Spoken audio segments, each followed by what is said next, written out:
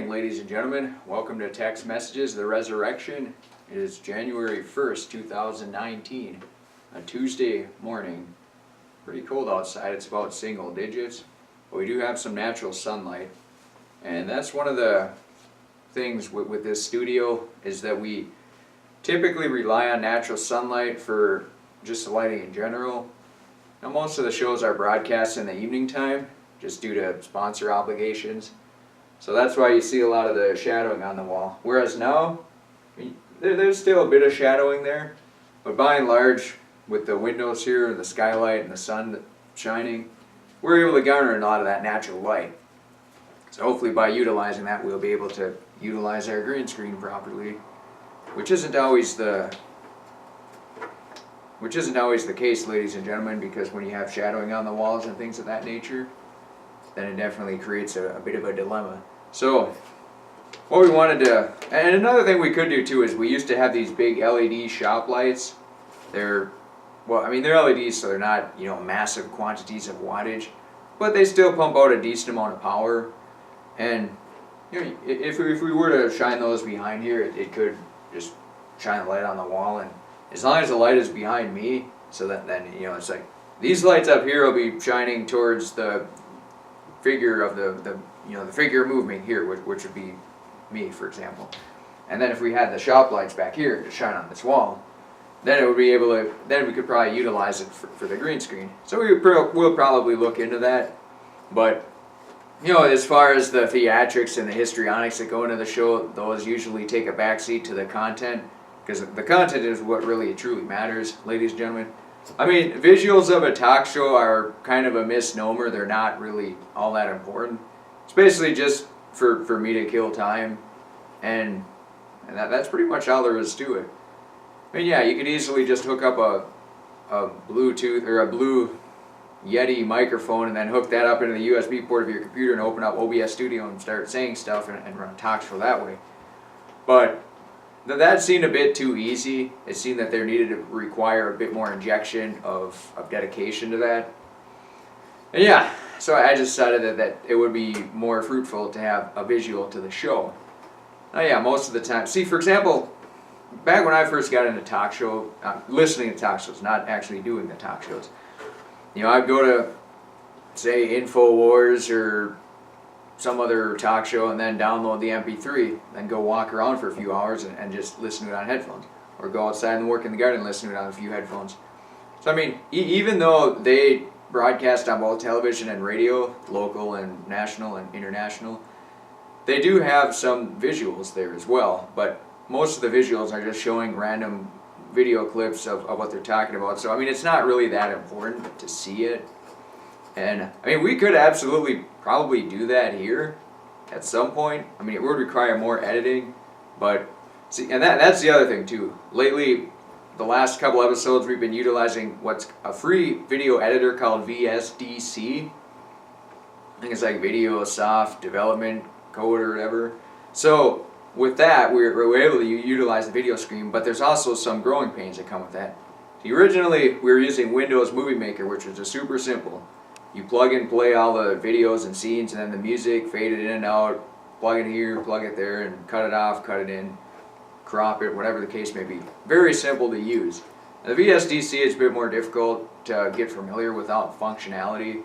So, I mean, you might see random spots of the video where it just cuts out for 5 or 6 seconds, or the music doesn't quite fade out or fade in when it's supposed to, or there's a bunch of flickering on the around my head here in front of the green screen. So there's things like that are going to happen, ladies and gentlemen, which is just it's part of learning, it's part of growing, it's part of adapting. It doesn't just happen overnight. I mean, yeah, if I were to put 12 hours, or the producers put 12 hours into editing one video, it probably would look great again, and all the nonsense would be cut out. But if you think about your time invested to time for you ladies and gentlemen at home, I mean, adding those additional 2 hours of editing just so that there won't be a 6-second blackout of the video, it's really not that crucial.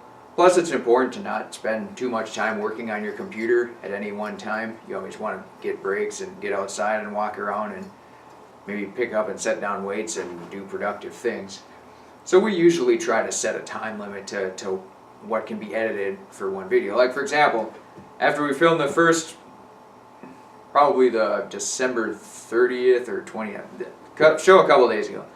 So all we really want to do is get an image on the green screen, and then the rest of the software just try to get familiar with, and whatever we could do in about a half an hour we did. And same with the next episode, whatever cutting and pasting and music, this, that, and the other thing that we could do in a half an hour is basically what we did. So that's kind of how it works around here. I mean, we don't have infinite amount of time. You know, our budget is rather enormous. In fact, some people, when they look at our budget, their eyes bulge out of their head like an owl on PCP. You know, most likely after it's had 14 bottles of scotch poured on it. So if you were to take the ratio of our budget to our number of viewers, it's probably far eclipses the second highest ratio of any YouTube talk show. And you know, that's just one of the advantages we have here of having just a massive, giant, gargantuous budget, but we don't always necessarily utilize it. And that's another important lesson too. See, I mean, for example, one of our opposing forces is the Federal Reserve, and they actually have an unlimited budget. So if you try to go up against them and want to get them audited or just eliminate them altogether and then bring the coining of the money back to Congress, which was originally intended by the founders in 1776, you're going to have massive, massive oppositions. Even though we do have a massive budget, they have an unlimited budget. So you could put any big number against infinity and it's negligible. So there's, I mean, to every silver cup, there's always a black lining too. So we always need to keep that in mind, ladies and gentlemen. Know thine enemy is to know thyself and all that. But with that being said, time is finite for all creatures and individuals. You know, the Federal Reserve can't just stop the Earth's rotation and create infinite amounts of time. That is one thing they're not able to do. And they're also not able to create infinite amounts of health for you, ladies and gentlemen, or for themselves at home too. So as far as time, we're on an equal footing in health. Hopefully, we probably have a foot up on them as far as health goes, just based on years and years of self-experimentation and of course reading a lot of research and news and all that good fun stuff. But sometimes that can be misleading. So it's always good and prudent to use yourself as one of the measuring sticks for what truly is good health. And it's a tricky ball game. It's like a very, very sensitive input-output feedback loop. Some people live their entire lives without ever getting it right, and some people can get it right pretty early, and then they become maybe professional athletes or people very successful in whatever fields they choose to study or partake in. Maybe it's healthcare, nursing, dairy farm, whatever the case may be. So, I mean, good health definitely translates to all facets of living. Even something like driving a car. If you're sick and driving a car and you black out and you roll it over a couple 13, 14 times, you're going to have a lot of problems then. But you know, if you're healthy and you're driving a car and your reactions are good and all that, then you won't black out and you probably won't have any problems either. It's good to have ample amounts of sleep too. Coming off of New Year's Eve, we didn't quite have an ample amount of sleep prior to doing the show, but you know, we soldier on. That's just what we got to do on this show, ladies and gentlemen, because there's no rest for the wicked. But it is important to get 8 hours of sleep, so, or 5, whatever people, 6 to 8 hours, sometimes up to 10. Apparently marathon runners or triathlon athletes, they might do 10 to 12 hours a day. I mean, if all they're doing is training for triathlons, it's hard to tell what, you know, if they want to do 3-4 hours of training per day, then do all their eating and resting and sleeping. But for most people that lead a pretty average lifestyle, probably 8 hours a day is good enough. Alright, so one of the topics we talked about yesterday was miscarriages due to EM radiation, and we're gonna expand on that a little bit and get into what's called dirty electricity. Dirty electricity is the electrical currents and I guess stray white signals that could be found on your electrical lines and around your outlets in your home and your office and everything too. Fluorescent light bulbs is probably the biggest perpetrator of it. So the article was on naturalhealth365.com. Dirty electricity in home threatens human health. See, the standard frequency in the USA is 60 hertz, which is alternating current. It's used to power TVs, washing machines, cookers, refrigerators, lights. Why they do that is back in the late 1800s, there was a war between AC and DC current. Thomas Edison was heading up DC current and Nikola Tesla was heading up AC current. What they found is that when transmitted over very long distances, the AC, you can pump it up to super high voltages and it loses very little current through the resistance of the wires. Whereas if you do that with DC current, it loses a lot of current and it loses a lot of power and you can't transmit it very far distances. So that's why AC current is used on all the power lines that you see, or on the quote-unquote grid. And generally that's probably tens of thousands of volts, and then there'll be a pole with a transformer that steps down to 120 volts or 115 or maybe even 230, and then that's what gets into your house, or even 480 volt if you got the three-phase. If you run like a big commercial garage or a big shop, they'll usually use 480 volt three phases to power big motors and compressors and things of that nature because they're rotating devices. So once the power gets to your house, there are some appliances that utilize what's called an AC adapter. It adapts it to DC power. So the DC, to convert it from AC to DC, it uses what's called a switching mode power supply. So it turns that AC, it's like a wave, and then it turns that into a series of square waves. And those series of square waves, they output harmonic frequencies, like the little waves at far higher frequencies than the 60 hertz. So then once those are usually in the 10 to 100 kilohertz range, probably around TV signals or something like, or maybe AM FM radio. Well, not quite. They're probably somewhere in that ballpark, in that genre. But some of those wires can get on your electrical cords and cables, which is why, if you've ever heard the term grounding, grounding takes those stray capacitance and electrical signals and then puts them back into the earth. A couple of years ago I had to wire this house here, and to follow the proper grounding procedures you had to have 2 ground rods hammered into the ground, and then they had to be hooked up to any water lines that were metal, copper lines, and then if there's any other metal in the frame, if there's a frame on the house or something, it had to be hooked up to that too. And then every metal appliance, your oven, your stove, your clothes washer, your furnace, and a lot of other appliances too, you'll notice they have a 3-prong hookup.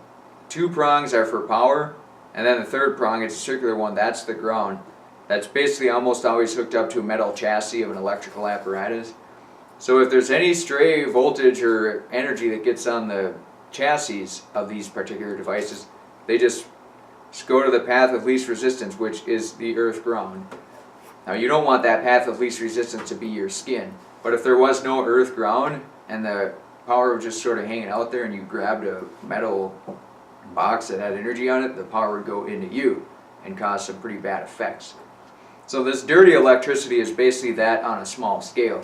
Think of it like microwaves give off 2.4 gigahertz, wireless networks give off 2.4 gigahertz, but you're not instantly getting cancer from the wireless networks, as opposed to if you put your hand in the microwave and remove the safety devices and turn it on.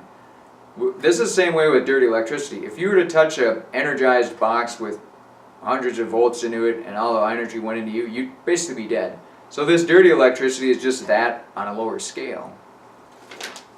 Now, getting back to the article here, the high voltage transients are found on wiring. These transients come from computers, printers, copiers, gaming consoles, fluorescent lights, dimmer switches, variable speed motors, treadmills, vacuums, wind turbines, and smart meters. Now, the variable frequency drives, those are ones that convert the waves into the square waves, and they're controlling high powered motors too. So they're definitely a very heavy source of noise. And of course, dirty electricity. I mean, for example, if you've ever known or heard of anybody that designs wiring panels for motors and things like that, and they got to deal with the variable frequency drives, if there's any signal wires The signal wires have to be shielded and grounded and protected from the VFD and all that good fun stuff. Otherwise, it'll have so much energy that it actually affects the signals. Now, the signals are only on the order of a few milliamperes, so that's probably why it's able to affect it, because a few milliamps isn't that much. But at high voltage, over 100 volts or whatever, a few milliamps could potentially end somebody's life. So on that front, it is definitely something to be a bit concerned of. Some of the many diseases that can be linked to dirty electricity include cancer, sclerosis, out-of-control blood sugar, obesity, migraines, attention deficit disorder, asthma, chronic fatigue, miscarriage, infertility, depression, and suicide. Now, we touched base on it before. The miscarriage one was actually proved unequivocally by the Kaiser Permanente Division of Research. They had individual females wear bands around their waist that would measure their EM exposure, and then they was able to make a direct correlation between the amount of EM exposure to miscarriage rates. I mean, it's unfortunate and it's tragic and everything too, but that's why we're here, ladies and gentlemen, to sound the alarms of bad health and to hopefully lead you on a path of good health. So most modern devices use the DC power, which requires a converter such as a switch mode power supply or a linear power supply. The switch mode power supply creates square wave pulses that output high harmonic frequencies that travel along the wires and emanate into the environment. Now, the reason why a lot of devices use DC power is because they utilize microcontrollers. And a microcontroller, it requires DC voltage for its signals. See, you've probably heard of a digital this, digital that. What that means is it's reading a series of zeros and ones. And to read a 0 and 1, you need to have a high voltage and a low voltage on a DC level. If you have AC voltage going into a signal wire, it'll be high, low, high, low, high, low, high, low. It'll just be out of control. So that's why you need to have the DC power to feed these microcontrollers so that they know definitively what the signals are. And I mean, if you just look at a wall outlet, for example, there might be a little black box. Generally, sometimes those are transformers, sometimes those are DC power converters. Most of the times they're probably DC power converters. So I mean, using just a computer, for example, and a printer, those always convert voltage to maybe 24 volts or 12 volts. And a computer uses an enormous amount of microcontrolling. I mean, that's basically what it is, a microprocessor. It computes ones and zeros. So that would definitely be a pretty heavy source of dirty electricity. Now, it is a good idea to, say for example, you're not going to use something, you got a treadmill, for example, that you use every other day. It's just a good idea to just unplug it when it's not in use. Yeah, you might wear out the outlet after a couple of years, but outlets are honestly less than $1 to replace. I mean, all you got to do is flip the circuit breaker off, get in there, replace it, and flip the circuit breaker back on. Then you get a new outlet out of the deal. So it's not really a big deal to unplug things, especially going on vacation too. Not only are you saving money by not having that stray phantom load plugged in, but you're also creating better health for yourself too. So it's basically a 360 win. Now compact fluorescent light bulbs, they pulse off and on about 20,000 times per second. Now they add pollution in the 50 to 100 kilohertz ranges. Those are those little bulbs.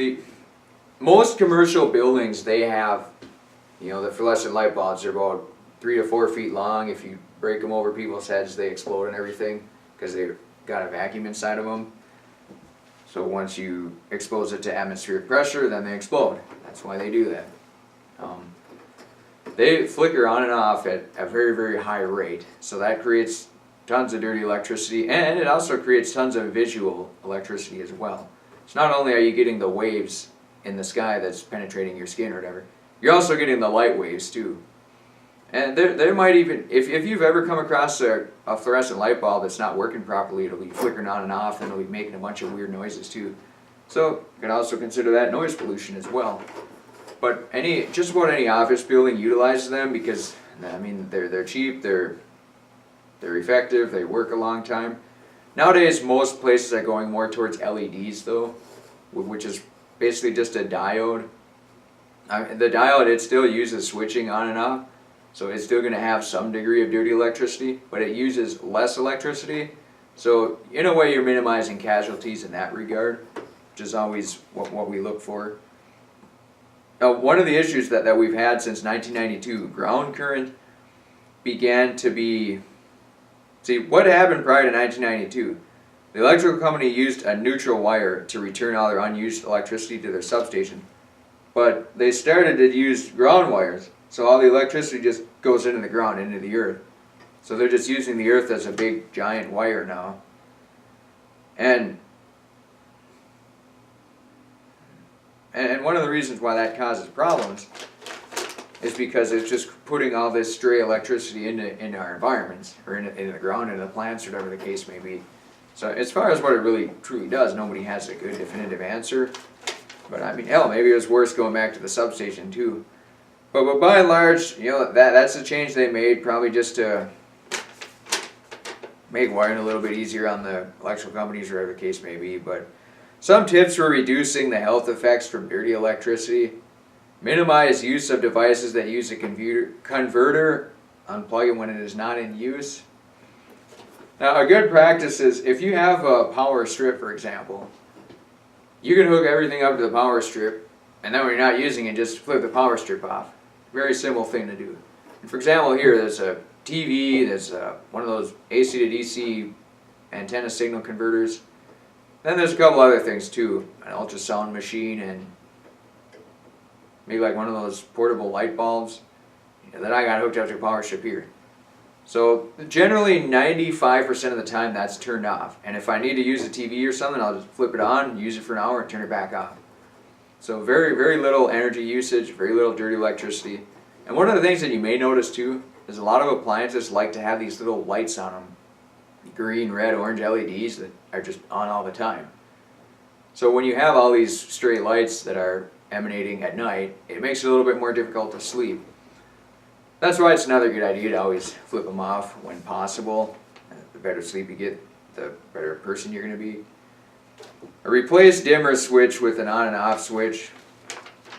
Replace CFLs with LEDs, or maybe even traditional incandescent bulbs, but those are...